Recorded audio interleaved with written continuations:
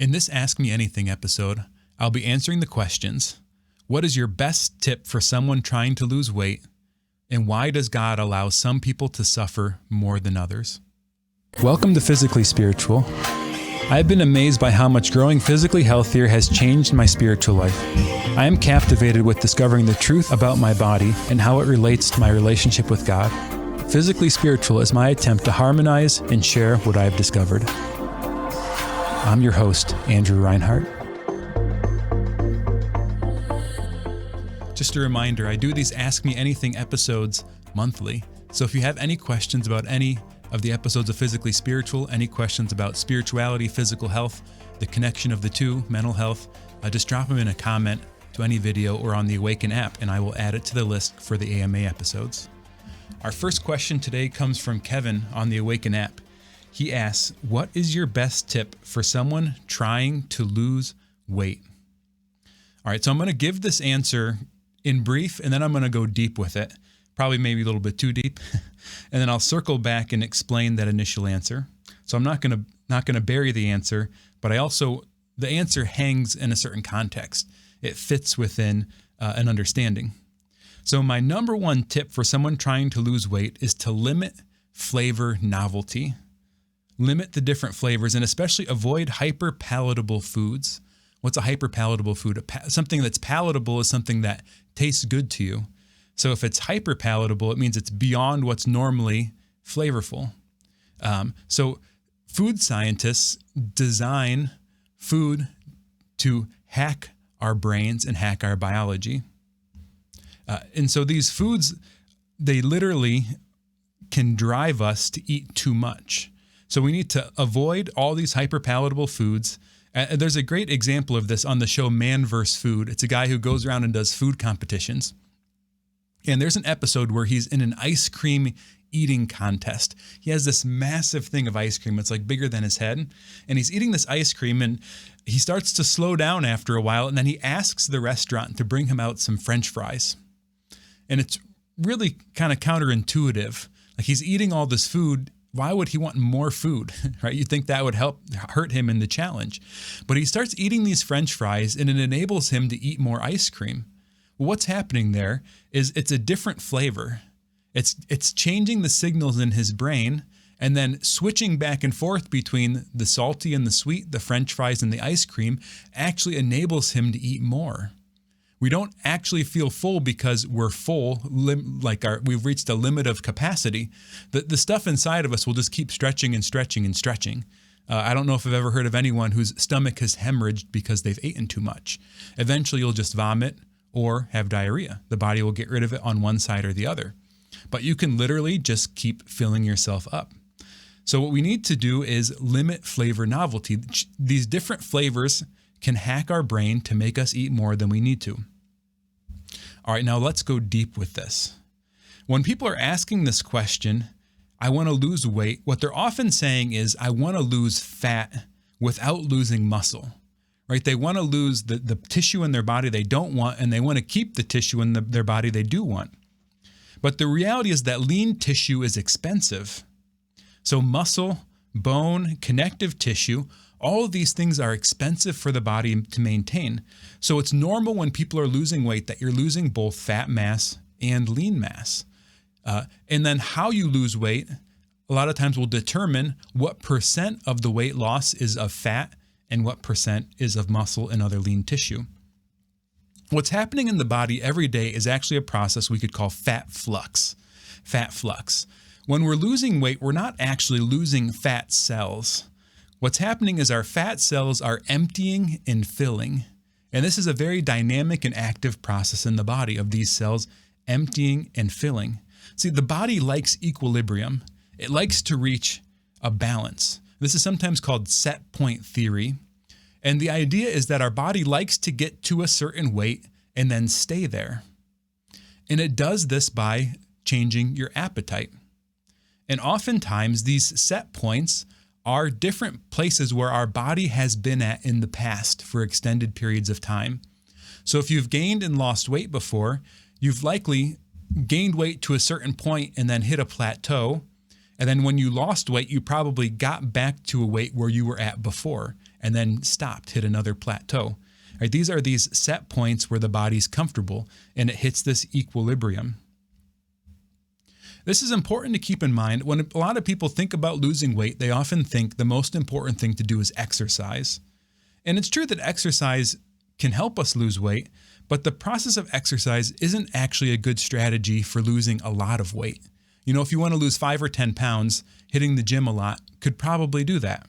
If you want to lose 50, 60, 100, over 20% of your body weight kind of weight, exercise probably isn't going to do the trick. And the reason for this is as our energy expense goes up, our appetite also increases. So you'll see some initial benefits to exercise with weight loss, but the real long-term benefit of exercising when you lose weight is it increases the percent of lean mass that you maintain while your body's letting go of the fat mass.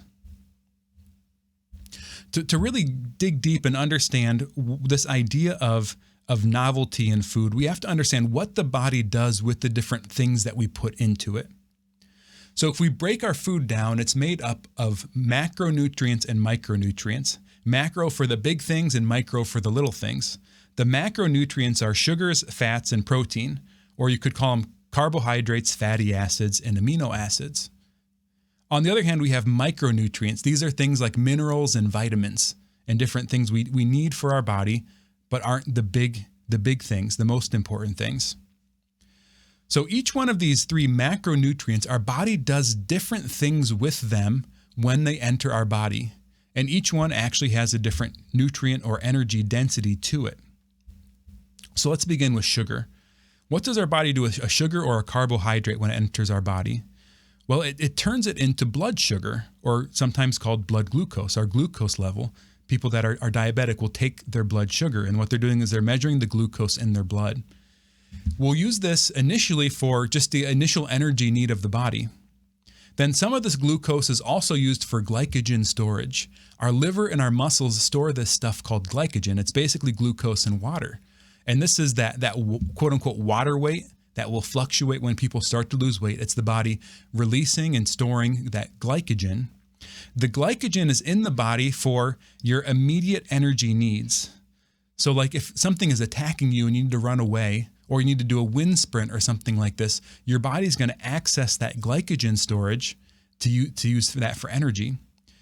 Now, this is why people who do exercise or competitions will carb load, right? What they're doing is they're loading up on glycogen, ideally before the workout, although I don't think this is actually a good strategy. Then finally, if the sugar is not needed for energy or glycogen, the body will store it as fat. And it does this through insulin pushing it into the cells.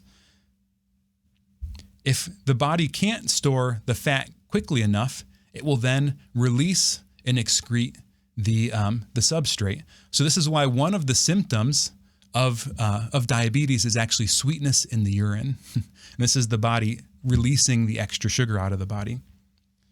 So what does the body do with fat? Fat or fatty acids, there are essential fatty acids that the body needs. And the body takes these fatty acids when we eat them and turns some of them into lipids. Lipids are your blood cholesterol level, the fat in your blood. So this cholesterol number that's often tested when people are worried about their heart condition and things like that, these lipids that are in the blood are primarily used to build your cells. The lining, the membranes of your cells are constructed with these fatty acids. Especially, it's important, certain cells in the brain need fatty acids to function and to grow. Fat beyond that can be turned into ketone bodies. Ketones are also things the body uses for energy. And then finally, if there's fat in the body beyond what's needed for cellular repair and growth, beyond what's needed for energy, also fat can be stored as fat. Eating fat also releases insulin in the body.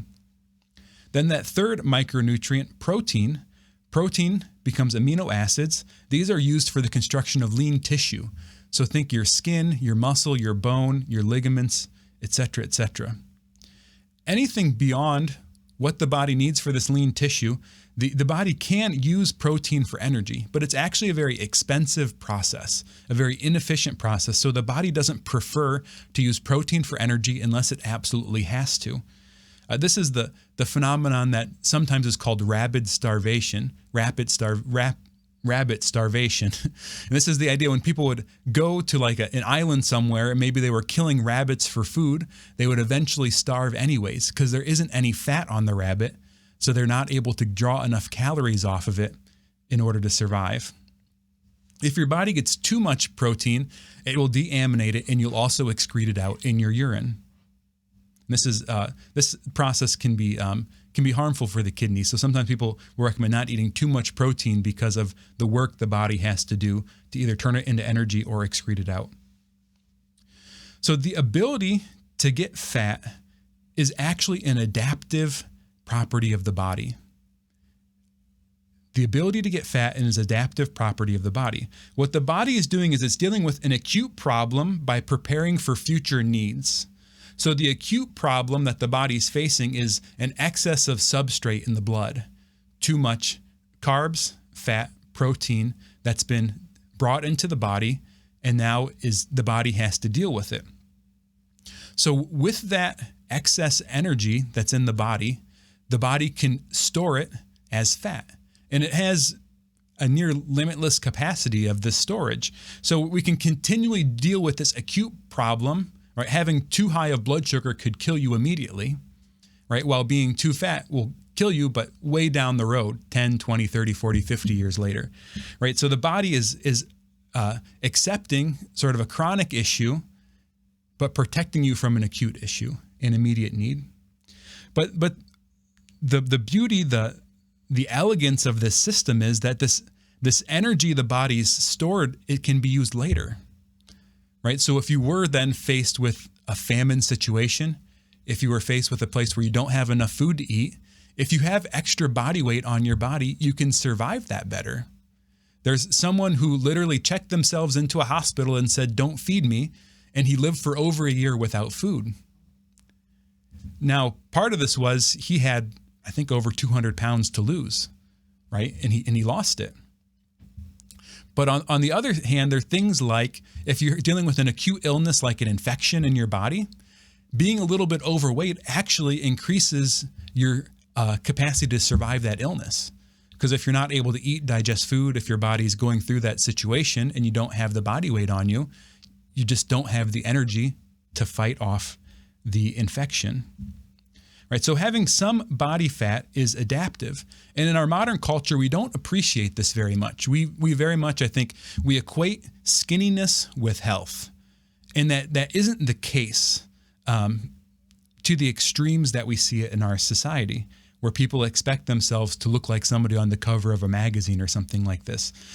For most people, for the average person, being in the state that the average bodybuilder is at a competition or the average model is on the cover of the magazine is a deeply uncomfortable and unhealthy state to be in.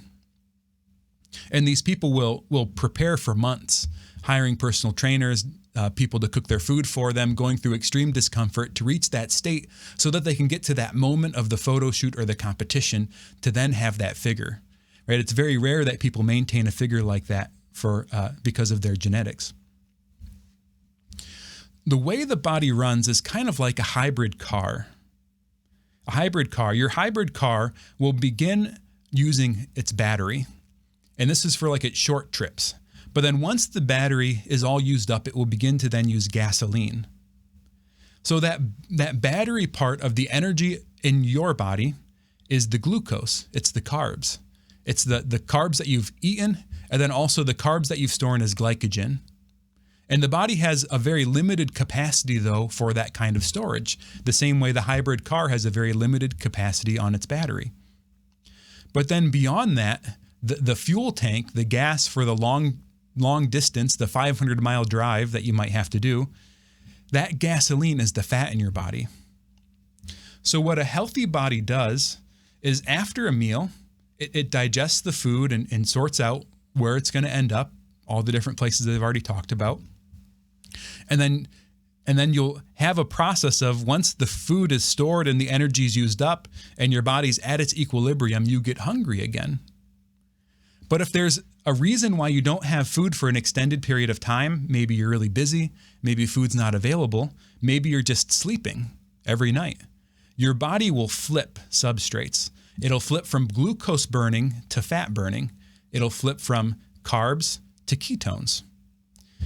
So it's typical and ordinary that if you're not in a state of growth, meaning if you're not a child who's getting bigger, or if you're not somebody who's working on maybe building muscle or something like that, it's normal to actually wake up and not be hungry first thing in the morning. So one of the signs that there's something going on with your whole digestive hunger process that's out of line, if you wake up and are really hungry, that could be a warning sign. And the reason why you aren't necessarily hungry when you wake up is because your body is shifted into this long-term energy mode, into this ketone burning mode, this fat burning mode. And we all have fat that could last us probably for a month or two at least. Even people at a healthy weight probably have enough fat on their body to survive for about a month. So this kind of equilibrium state that the body enters, or the set point that your body's at, the question is, what breaks us out of that set point? The most likely cause is an environmental change. So there's a certain seasonality that most of our bodies expect. If our ancestors grew up in a northern hemisphere or a far southern hemisphere where there are seasons, our ancestors would have had to survive winters where food was more scarce. So there's signaling in the body that happens with the seasons. And some of this is just the temperature of the environment. Some of it's the night-day cycle. And another thing is what food is available. Right? Certain foods are available in the fall in these climates that aren't available any other time of the year. Things like fruit, a lot of it comes into ripeness in the fall. Right? So when we're eating a lot of this fructose, this fruit sugar, it's signaling the body to store fat. And fructose is one of the biggest things in our body that signals it to store fat. But because of the environments we live in, right, we live in kind of a land of eternal spring, a land of eternal fall, in a climate-controlled space where endless fruit and sugar is available to us all year round. This environment of eternal fall signals to many of our bodies a state of continual growth, a continual energy storage state. Another environmental change is a hormone change in the body. A hormone change can have a drastic effect on the body. I recently experienced this. One, I had a condition with my eye that necessitated I cut caffeine out of my diet. And so without that caffeine, I had to adjust my sleep cycle. I had to deal with my energy, right? You eat for energy. A caffeine is a replacement for energy. So it changed up my hunger a lot too. And then I gained some weight cutting caffeine out. And then my wife and I had a baby. And as a man with a pregnant spouse, your body releases a hormone called prolactin. It's a nesting hormone. It's preparing your body for what you're going to need to face with a new baby, of sleepless nights and et cetera, et cetera. And this is a fat storage hormone, right? So I gained 10 or 15 pounds this year, but I understand I had these big shifts, these big environmental shifts in my life that caused hormone changes that then changed my eating habits and then my storage of weight. So other hormone changes that can have drastic effects on our weight. The one big one is insulin resistance. The hormone insulin is an energy storage hormone and a growth hormone, but it also is one of the main hormones that controls that switch between carb burning and fat burning.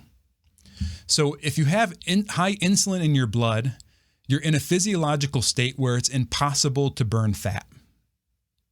I'll say that again. If you have high insulin in your blood, you're in a physiological state that makes it impossible to burn fat. And this is a conundrum for a lot of people because a lot of people struggle with a problem called metabolic disease. And metabolic disease is a precursor to diabetes. And one of the hallmarks of metabolic disease is that you're dealing with elevated insulin on a regular basis. So you have chronically elevated insulin, but that chronically elevated insulin is able to keep your blood sugar down, right? So since your blood sugar is still low, you don't have the diagnosis diabetes, But since you're already experiencing this hormonal dysregulation, you have a chronically high insulin state in your body. So because of that, your body is continually signaled for growth and fat storage. And at the same time, you're not able to flip into fat burning. So what this means is that you can't flip this switch into fat burning. So every time you run out of that quick energy source, that glucose, the carbs, every time you run out, you get hungry again. So people get into this hunger cycle where like every 2, every 3, every 4 hours, they just need to eat. They maybe experience hypoglycemia, right? Their blood sugar gets low. It can't flip into ketones, so the body doesn't have another source of energy. You experience mood swings along with that, and then you experience extreme hunger along with that. But the underlying cause of this condition is that high insulin state in the blood. Another common hormone issue that can cause this is hypercortisol anemia. So high cortisol or high stress hormones in the body. When your body's stressed, when it's experiencing danger, right, it thinks it needs to prepare for the future. So the processes in the body for digestion and these other important things are downregulated or shut off. And on the other hand, your body's anticipating its need to survive. And one of the things that helps you survive in nature is being bigger. If you're bigger, you can fight bigger things. And also then the need for storage for energy in the future. So there's a lot of reasons why having high cortisol, having high stress in your life signals to your body a need to grow and gain weight. So let's circle back now, understanding all this stuff about what our body does when it digests, the different hormones that are working. My original suggestion is to day-to-day to limit flavor novelty and avoid hyperpalatable foods. So this connection between appetite and novelty, once the body has enough of something, it actually wants to stop. Remember, the body wants this equilibrium. It wants the set point. It wants to stay regulated. So normal, healthy, functioning appetite, once you have enough of what you need, you get full. And this is why that man on Man vs. Food was able to eat more when he started having salty stuff, right? Because the body was starting to say, okay, I have enough sugar. I'm full. No more ice cream, please. Right? But then once he started to give it something salty, it gave a new flavor, novelty to the brain, and it said, oh, I want some more of that. We could use some of that. Yeah, give me some more of that. So then his appetite kicked up again, and he could oscillate back and forth between the salty and sweet and continue to eat indefinitely. So a diet that's a perfect recipe for weight gain is a low-protein diet that's half carbs and half fat. A low-protein diet that's half carbs and half fat. So if there was an alien that was abducting humans and running a human zoo on their planet, and they wanted to get their humans fat, they would give them a low-protein diet that was half carbs and half fat. And if you look at some of the dietary recommendations that are out there of having a moderate diet, this is exactly practically what some people are recommending. So limiting the novelty in your diet helps your body restore it's a natural fullness signaling to it that can help you to lose weight. It'll also have a secondary effect since you're taking less energy to your body is lowering insulin. Right, so there's two primary ways of doing this. One is doing a very low fat diet, and the other is doing a very low carb diet. I recommend, and I use myself, a low carb diet. The reason for this is there are essential amino acids and essential fatty acids, meaning there are things your body needs from fat and protein that it can't get anywhere else, and it can't make on its own. There are no essential carbohydrates.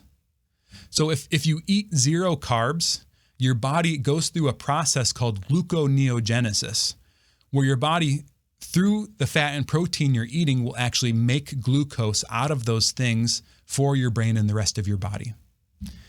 So you can eat as little carbohydrates as you want, and as long as everything's okay with your hormones in your body, you can live indefinitely without those carbs. On the other hand, if you go without certain amino acids and fatty acids, your body will start to struggle. A lot of people will experience this initially with mental health issues.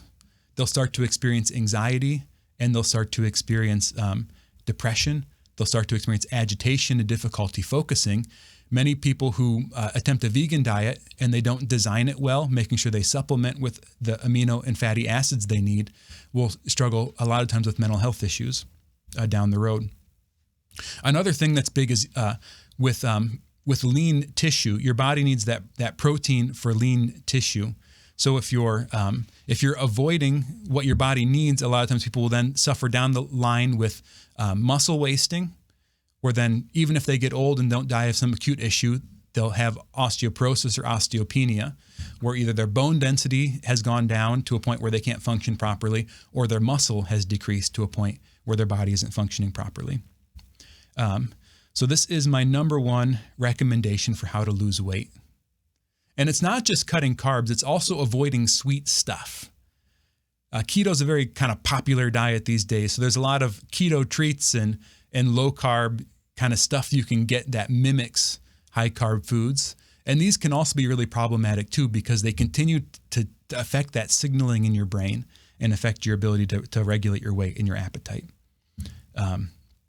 So cut out all the sweet stuff, and I think you'll find that your appetite will become more manageable, and also that the weight will start coming off. And all of this, of course, before you do any change in your diet, talk to your doctor, get some blood work done, make sure you have medical professionals there that can support you in this process, and make wise choices, especially if you're on any medication or you have any diagnosis around diabetes or any other metabolic issue. So with that, this ends the public portion of the Ask Me Anything episode. Thank you for everyone who's already a member of the Totus Tuus community, those who are patrons of Physically Spiritual. All of your gifts go to support the creation of the show, the production cost of the show. So if you want to become a member of the patron community of Physically Spiritual, go to physicallyspiritual.com, and there's different giving levels with all different perks that go along with it. You can get access to all your perks from the Awaken app. So if you want the best experience of all these shows, video, audio, a great alternate to social media, and access to a lot more, go to theawakenapp.io or search for the Awaken app on the Google Play Store or the Apple App Store. And so the rest of this episode is available only to the patrons of the show. So thank you for watching. Thank you so much for being a part of Physically Spiritual. Every moment of the show you've watched, know that I'm grateful that you've given your time to this. I'm so passionate about the message that I'm trying to share, and I'm excited about the future of the show.